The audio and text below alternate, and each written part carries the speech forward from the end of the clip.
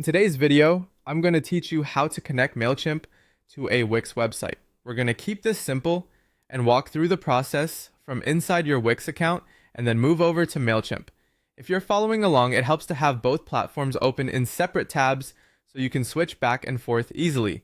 To begin, head over to wix.com and sign into your account. Once you're inside your Wix dashboards, make sure you're looking at the correct website if you manage more than one.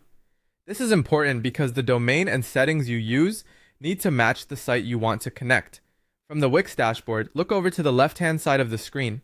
This is where Wix keeps most of your main website controls and account tools.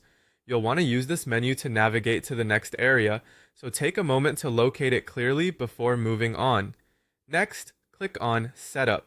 This section is where Wix helps you manage the core parts of your website, including how your site is connected and configured. If you don't immediately see it, just scan the left sidebar carefully, since menu layouts can sometimes look slightly different depending on your account type or dashboard view. Once you're in Setup, the next thing you need to do is get your domain. In other words, you want to identify the domain connected to your Wix site.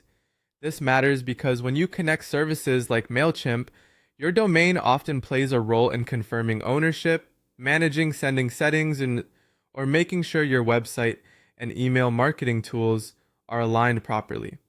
After you've confirmed your domain information in Wix, the next step is to go to Mailchimp.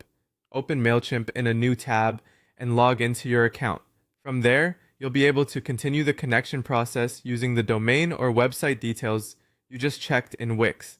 At this point, you can now begin transferring your Wix domain if that's the connection path you need inside Mailchimp. Be sure to follow the prompts carefully and double check that the domain shown matches your Wix website exactly. Small typing errors or selecting the wrong domain can cause problems later, so it's worth taking an extra few seconds here.